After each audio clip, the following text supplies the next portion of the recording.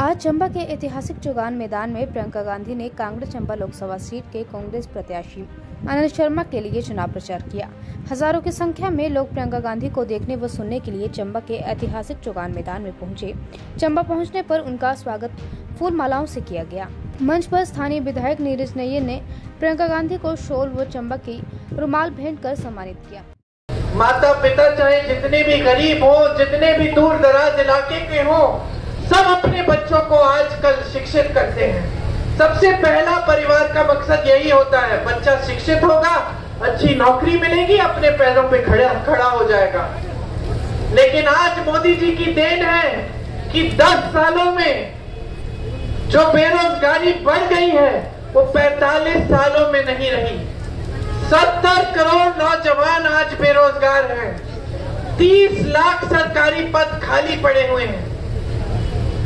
जिस तरफ आप देखिए उस तरफ इन्होंने संकट बढ़ा दी है, मुश्किलें बढ़ाई हैं, परेशानियां बढ़ाई हैं। आपकी मदद करने के बजाय, आपका समर्थन करने के बजाय, आपको मजबूत करने के बजाय आपको कमजोर किया जा रहा है। मोदी जी यहाँ आते हैं, मानिए कि पर्यटक की तरह भ्रमण करने आ रहे हैं, अपना कैमरा निकालते हैं और कैमरे से मोदी जी फोटो खींच रहे हैं और मोदी जी की कोई और फोटो खींच के पूरा वायरल कर रहे हैं कि देखिए मोदी जी पहाड़ पे खड़े होकर कैमरे से फोटो खींच रहे हैं। आपको मालूम है उन्होंने अपना पोस्ट डाला कैमरे से फोटो खींचते हुए, पीछे गाना क्या बज रहा था उन्हीं के पोस्ट में, किसने सुना? चंबा कितनी दूर। बिल्कुल सही गाना था, क्योंकि मोदी जी कट गए हैं पूरी जनता से और चंबा की जनता से तो पूरी तरह से कटे हुए हैं। उन्हें आपके संघर्षों के बारे में कुछ नहीं मालूम। आप कैसे जीते हैं, कैसे महंगाई का सामना करते हैं, कैसे बेरोजगारी का सामना करते हैं, उन्हें कुछ नहीं मालूम। आपके क्या हुनर है उन्हें ये भी नहीं मालूम। और आज जो परिस्थितियां उन्होंने देश में बनाई हैं तो भाइयों और बहनों कोई बताएगा भी नहीं उन्हें। सब डरते हैं, उनके अधिकारी उनसे, उनके साथी डरते हैं, उनके मंत्री डरते हैं। जनता के बीच तो वो आते ही नहीं, कभी किसी किसान से नहीं पूछते कि आपकी क्या हालात हैं, कैसे जी रहे हो। कभी आकर किसी आपदा में भी एक बार पूछते नहीं है। यहाँ कितनी बड़ी आपदा हुई, मोदी जी कहते कि ये उनका परिवार है, हिमाचल उनका दूसरा घर है।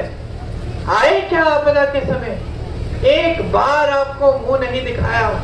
आपदा के समय आने की बात छोड़िए, एक पैसा राशि, एक पैसा नहीं भेजा इन्होंने केंद्र से। इतनी भी राशि नहीं भेजी कि जहां जहां आपदा हुई थी वहां मदद हो जाए।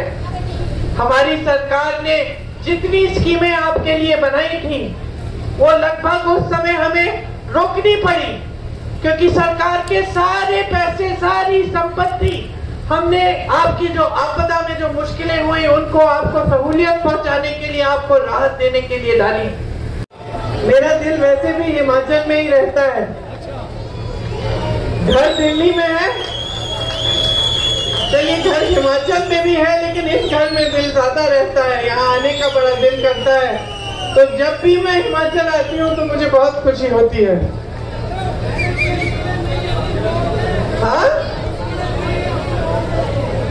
देखिए आपका प्रदेश बहुत सुंदर प्रदेश है,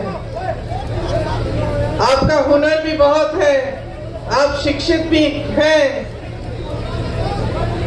और हर तरह से आपके प्रदेश की ओर पूरा देश देखता है, क्योंकि यहाँ की जो सभ्यता है उसमें एक तरह से जो सादगी और जो ईमानदारी है वो शायद पूरे देश भर में सबसे ज्यादा है। और मैंने भी अपने अनुभव में ये देखा है कि आपके जो समाज की सभ्यता है, आपके रहन सहन के जो तरीके हैं वो बहुत सुंदर और शालीन है और इससे पूरे देश को सीखना चाहिए। जो भी नेता यहाँ आता है खासतौर से चुनाव प्रचार के लिए, वो ये बात जरूर करता है कि ये देव भूमि है और वीरों की भूमि है, और ये सही बात है, एक गंभीर बात है जिसे समझना बहुत जरूरी है। ये कहने का तरीका नहीं होना चाहिए कि कोई भी आया कह दिया और चले गए। ये बात गहरी इसलिए है क्योंकि ये देवभूमि है और देवताओं की जो कृपा होती है वो हमेशा ईमानदारी पे होती है, ईमानदार लोगों पे होती है। जीवन सच्चाई से जियो, ईमानदारी से जियो, तभी भगवान की सारी कृपा आपके साथ, आपके ऊपर रहती है। तो आपकी ये जो भूमि है इसे देवभूमि कहते हैं क्योंकि यहाँ की एक परंपरा है, एक सभ्यता है, एक सुंदरता है जो दैविक है। वीर भूमि इसलिए कहते हैं क्योंकि आपने हमेशा अपने प्रदेश से सरहद पे अपने बेटों को भेजा हमारी धरती की रक्षा करने के लिए, हमारे देश की रक्षा करने के लिए। यहाँ के बहुत जवान शहीद हुए, उन्होंने जान दी अपने देश के लिए और इसलिए आपकी धरती वीर भूमि कहलाई जाती है।